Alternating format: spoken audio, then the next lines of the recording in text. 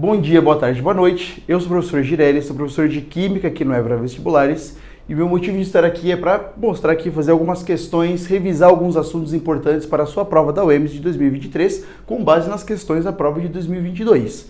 Se você quiser ter acesso ao material que vai ser usado aqui nessa revisão, você pode entrar no site, aqui no nosso site do Évora Vestibulares, e acompanhe também, de preferência, ali as redes sociais, o Instagram do colégio, porque ali vai ter algumas novidades para 2023 também muito interessantes para você, tá bem?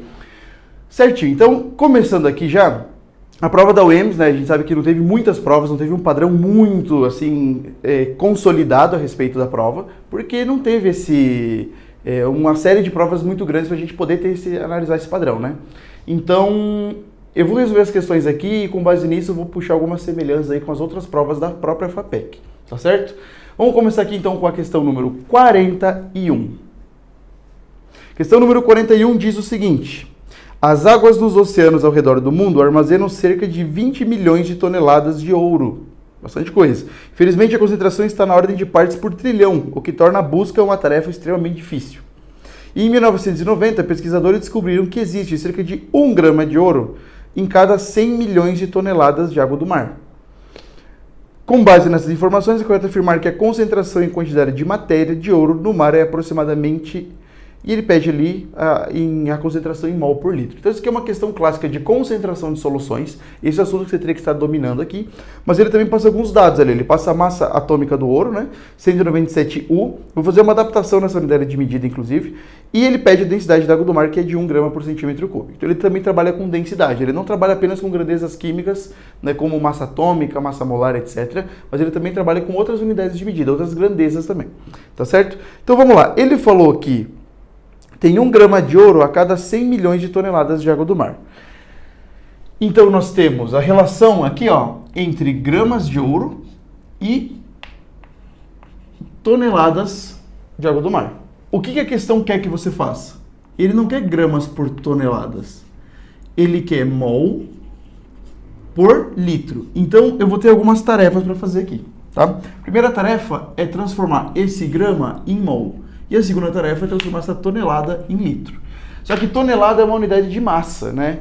E litros é uma unidade de volume. Eu teria que transformar massa em volume. Para transformar massa em volume, é só você lembrar de uma fórmula, alguma expressão matemática, né? Alguma grandeza que envolva essas duas unidades, essas duas grandezas, né? Massa e volume é a densidade. A questão deu a densidade, então foi tranquilo. E felizmente a densidade é 1. O fator de conversão em massa e volume é multiplicar por 1, então não muda o valor, tá? Só vai, no caso, eu vou transformar a unidade de medida, mas sem alterar o valor numérico no caso.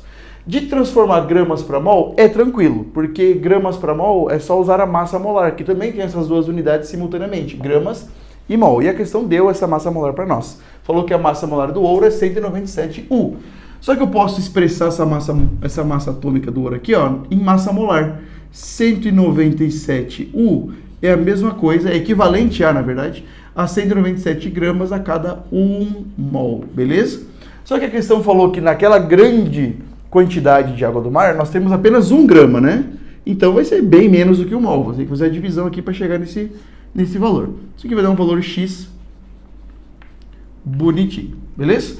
Vamos ver quanto é que dá esse valor X aqui, ó. Se eu fizer 1 vezes 1 dá 1, dividido por 197. Dividir 1 por 197 é mais ou menos dividir 1 por 200, tá? Isso aqui vai dar aproximadamente 5 vezes 10 a menos 3 mol de ouro. Beleza? 5 vezes 10 a menos 3 mols de ouro. Agora, isso aqui tem que lembrar que está em que lugar, né? Em que ambiente? Ele falou aqui que esses 5 vezes 10 a menos 3 mols de ouro está em 100 milhões de toneladas do mar. Aqui tem que tomar um pouquinho de cuidado. Porque essa conta aqui, então, já foi feita. Vamos para a próxima. 100 milhões... 100. Milhão é 10 a sexta. Toneladas.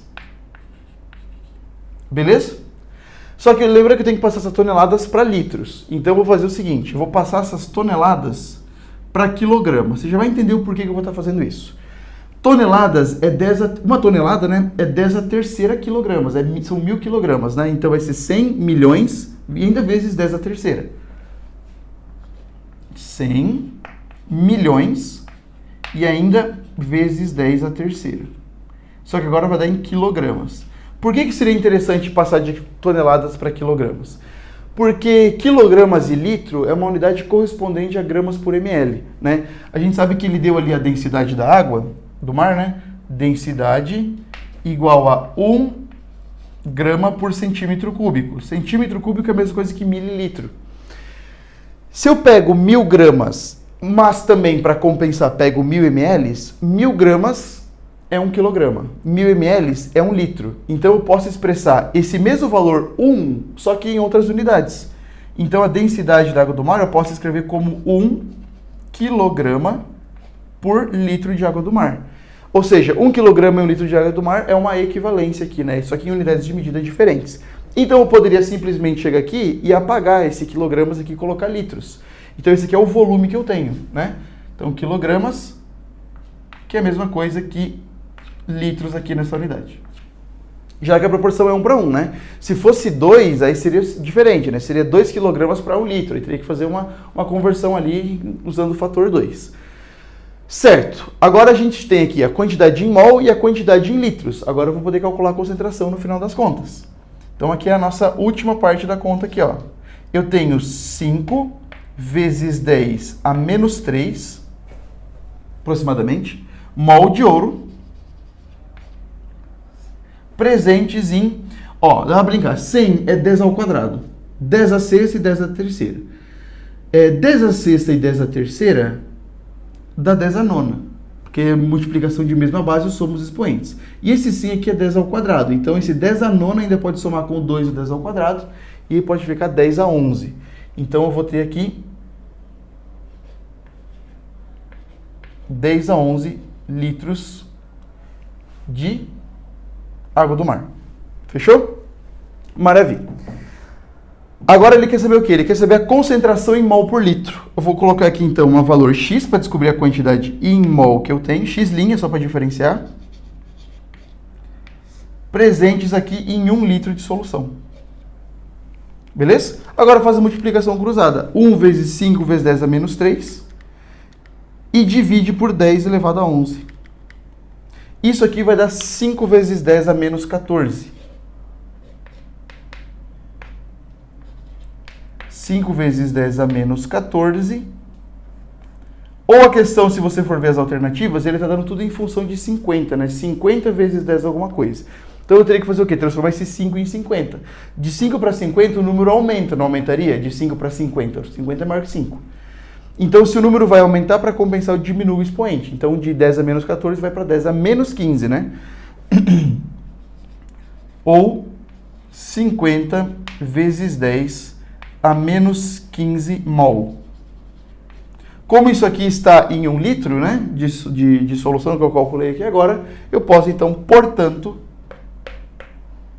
a concentração molar é 50 vezes 10 a menos 15 mol por litro. Fechou? Tá aqui então a resoluçãozinha nossa querida. A resposta então fica 50 vezes 10 a menos 15, fica a letrinha A.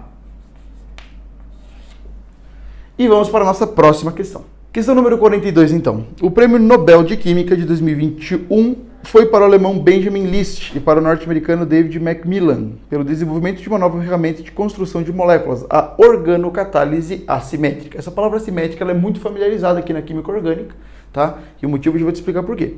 Durante muito tempo, os cientistas pensavam que havia apenas 2 tipos de catalisadores, os metais e as enzimas. Os organocatalisadores desenvolvidos em geral são moléculas pequenas, baratas, atóxicas, estáveis e comercialmente disponíveis ou fáceis de preparar. Isso traz muitas vantagens para o processo de catálise e para sua aplicação. Mas por que se chama organocatálise assimétrica? Porque ela auxilia no preparo de enantiômeros de forma seletiva. Essa propriedade é extremamente importante na obtenção de produtos farmacêuticos. Com base no texto, é correto afirmar que essa nova classe de catalisadores facilitará a obtenção do medicamento. O que acontece? Ele falou que uma organocatálise é eu pegar uma substância como um catalisador, uma substância orgânica, que ela seja ali de boas para produzir, né? Que ela seja de fácil obtenção, disponível assim de boas para você comprar. Só que ela vai ajudar você a produzir isômeros, enantiômeros, ele falou, né? Enantiômeros são isômeros ópticos são isômeros espelhados. Então ela vai ajudar a produzir substâncias que apresentam isomeria óptica. O que você vai ter que fazer é marcar uma opção onde tem isomeria óptica. Era isso. Ele deu um contexto bem grande ali, bem da hora, mas não era muito importante tanto saber o que era organocatálise e mais o que tipo de substância que ela produzia, tá? Então a gente tem que ver aqui algumas opções aqui para ver qual das substâncias que tem um carbono assimétrico ou um carbono quiral, tá bem? O que é um carbono quiral? O carbono quiral ou assimétrico é aquele carbono que tem quatro ligantes diferentes, formados, obviamente, por 4 ligações simples. Então, carbono que faz dupla você já nem olha, tá? Carbono que só faz ligação simples, para 4 ligantes distintos. Vamos começar aqui pela letra A, por exemplo. Esse carbono aqui da ponta, ele é quiral? Não é quiral. Por que ele não é quiral? Porque ele tem 3 hidrogênios, né? Se você contar aqui o número de hidrogênios, dá 3. Esse carbono aqui, ele é quiral? Esse carbono, ele é quiral. Por que ele é quiral? Professor, mas aqui é carbono. Eu sei, mas para ser ligante, é tudo que vem a partir daquele carbono, por mais imenso que seja. Às vezes dá uma desconfiança, dá um medinho, né? Mas confia. Quando você sai de um carbono para ir para as próximas ligações, você conta tudo que vem a partir daquilo. Então, quando eu estou analisando esse carbono aqui, por exemplo, se eu vier para cá, eu vou ver um C com 3 hidrogênios.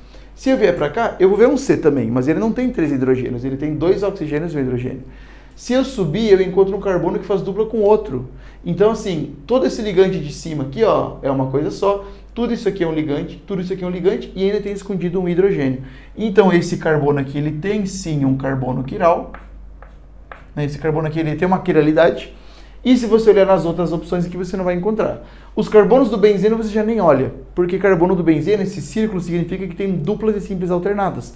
Todos os carbonos fazem dupla, então carbono que faz dupla não pode ser assimétrico, então você acaba nem olhando. Então, boa parte aqui dos benzenos aqui você já acaba descartando. Tem que olhar a parte de fora. Aqui você tem um carbono que faz dupla, aqui é um carbono com 3 hidrogênios, já não é quiral. Aqui é a mesma coisa, aqui você tem um carbono que faz dupla também, se você expandir esse CO2H, você vai obter o C dupla OH, que também é um carbono que faz dupla. Aqui você tem um C2H5, isso aqui é o radical etil, né? Ele é um CH2CH3, isso aqui. CH2 já tem 2 hidrogênios, CH3 já tem 3. E aqui, ó, por mais imenso que seja, ó, você encontra só carbonos que fazem dupla, e quando não faz dupla é carbono com 3 hidrogênios. Então a correta mesmo é a letra A, beleza? Correta é a letra A. Ele só queria que você marcasse uma substância que apresenta um carbono quiral. E agora vamos para a próxima questão. Então, número 43. O ferro é um dos elementos químicos que acompanha a evolução das civilizações. Há quem afirme que o desenvolvimento do mundo, como conhecemos, só foi possível a partir de 1500 a.C., graças às técnicas de extração desse elemento. O ferro ocupa a 4ª posição em abundância na crosta terrestre e geralmente está presente como mineral hematita, Fe2O3, magnetita, Fe3O4 e pirita, Fe2S. E como traço em outras composições. Traço quer dizer que tem pequenas quantidades, tá? O Brasil possui a 5ª maior reserva de ferro do globo e em Mato Grosso do Sul ele é extraído do maciço do Urucum. Quando a distribuição eletrônica do ferro no estado fundamental, assinale a alternativa correta que representa a distribuição eletrônica em ordem geométrica e sua camada de valência, respectivamente. Isso aqui é uma parte da química que se aprende sobre configuração eletrônica, sobre estudo da eletrosfera, né? Se aprende geralmente depois que se conhece os modelos atômicos, antes de tabela periódica. E ele ali é um recorte do ferro e ele dá 2 números, 26 e 56. Isso aqui dá muita confusão, mas você não vai confundir porque eu vou dar uma dica sensacional agora. Quando ele dá 2 números na tabela periódica, né, ele dá um recorte ali do elemento. Normalmente nas tabelas periódicas a massa vem em cima e o número atômico vem embaixo. Mas aí se você grava isso, você pode ali na hora da pressa, às vezes do nervosismo, cair num erro. De pegar de cima é sempre a massa e pronto. Aí você acaba errando, porque você vai usar o número 56 para fazer distribuição eletrônica. Felizmente as alternativas não te deixam fazer até o 56, então beleza, mas é perigoso. Então assim, sempre que ele der um recorte, um quadradinho da tabela periódica, ou uma tabela periódica inteira mesmo, e ele der o símbolo do elemento e 2 números, a massa é o maior. MA de massa, MA de maior, beleza? Não tem erro e o outro número vai ser o número atômico, que é o que fica embaixo.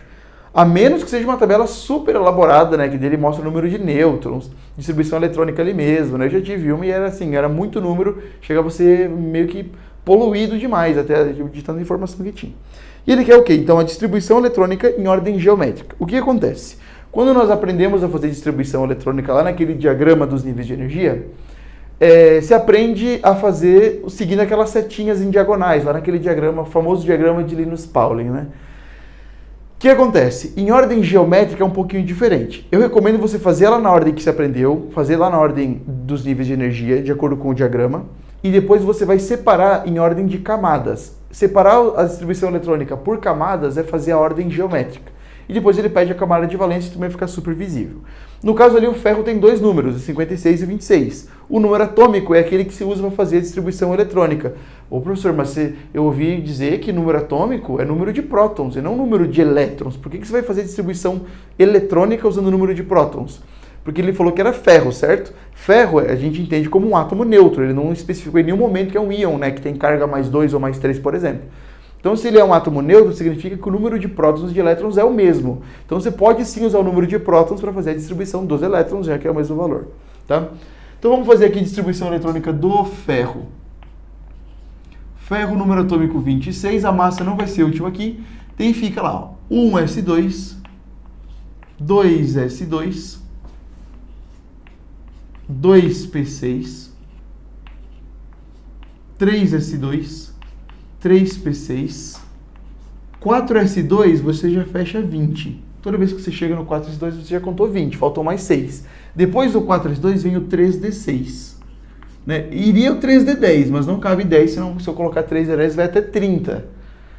Então para aqui. Só que dessa forma que eu fiz foi na ordem energética. Ou seja, colocando os elétrons de menor energia para o de maior energia. Tá? Agora eu vou ajustar isso aqui em camadas. Tudo que começa com 1 eu escrevo, depois coloco uma barra, tudo que começa com 2, depois tudo que começa com 3, depois tudo que começa com 4. Tá vendo que esse 4 ficou entre duas camadas número 3 aqui? Então a gente vai fazer esse ajuste aqui agora. E em ordem geométrica ficaria como? Até o comecinho é bem igual, né?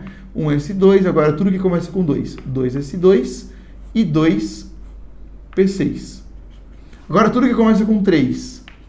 3s2, 3p6, e aí você puxa o 3d6 aqui junto. E depois o 4s2. Maravilha? E agora você tem divididinho aqui bonitinho, ó. Camada K, camada L, camada M e camada N. Beleza?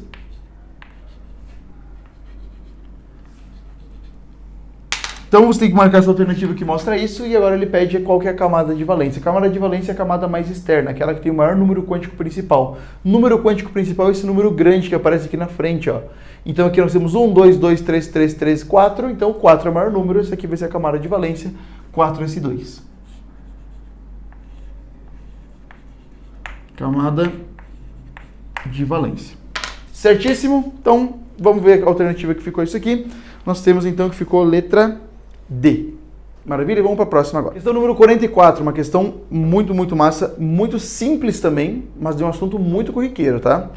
Número 44, coríndon é um mineral que tem como base o óxido de alumínio, sendo um dos minerais mais duros existentes. Ele tem o valor 9 na escala Mohs. Escala Mohs, só para curiosidade, né, é uma escala de dureza, né, que varia até normalmente 10, no caso o máximo ali. A gente considera até o diamante ali. Pode ser que tenha outras escalas, né, que medem a dureza, mas a escala Mohs é uma das mais conhecidas, pelo menos. Então 9 quer dizer que ele é bem duro, tá? Perdendo apenas para o diamante, como comentei. Uma amostra contendo 100 gramas de alumínio com 75% de pureza em presença de oxigênio, conforme a reação abaixo, produz o óxido de alumínio, denominado de coríndon. Determine a massa em gramas de coríndon produzido. Então, a gente vai produzir coríndon. É um mineral, assim, pensa no nível de produzir coríndon aqui. Maravilha, ele deu aqui as massas de todo mundo e não falou nada muito sobre o oxigênio. Então, eu vou considerar que tem oxigênio suficiente, tá bem? Vamos lá, primeiro de tudo, isso aqui é uma questão de estequiometria, por quê? Porque ele está dando a quantidade de alumínio e quer saber quanto de coríndon vai ser produzido. Ele está dando a quantidade de alguém e perguntando a quantidade de alguém. Isso evidencia certinho uma questão de estequiometria. Se ele desse uma quantidade de alumínio e pedisse uma outra grandeza envolvendo o próprio alumínio, aí seria só uma conversão de unidade, uma parte lá de grandezas químicas. Mas como tem uma relação de substâncias de um processo, estequiometria. Tá?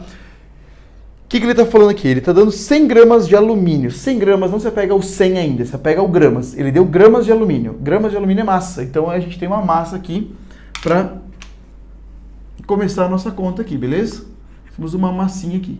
E ele está perguntando a massa desse daqui. Beleza. Quando ele está dando massa de um e quer saber a massa do outro, para começar a sua regra de 3, você vai descer aqui os coeficientes estequiométricos. No caso aqui vai ser 4 e no caso aqui vai ser 2. E você vai multiplicar os coeficientes estequiométricos pela massa molar, né? Massa molar do alumínio ele falou que é 27 gramas. E aqui vai ser, ele falou que é 102. Maravilha. O que vai acontecer agora é o seguinte. Ele falou também que tem a pureza, tem uma pureza aqui, mas a pureza não se aplica no momento, tá bem? Aqui uma coisa que eu quero que você também se atente é que 102, a unidade de medida do 102 e do 27 é em gramas por mol, tá? Mas esse 2 e esse 4, eles são medidos em mol, então ficaria 4 mol, imagina a unidade de mol aqui, vezes 27 gramas por mol embaixo. Ia ficar mol em cima, mol embaixo, corta, por isso que eu posso deixar somente gramas, tá bem?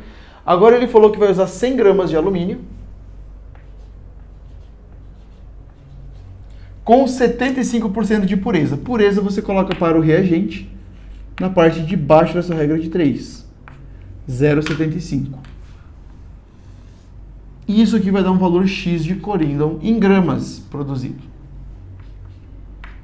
Vamos fazer essa conta aqui, ver o valor que acaba se produzindo. Vai ficar 100 vezes 0,75 é 75. Se eu pegar 75 e multiplicar por 2 dá 150. Se eu multiplicar 150 por 102 dá 15.300. E eu vou dividir esse valor por 4 primeiro e depois eu vou dividir por 27. Isso aqui vai dar 141,6.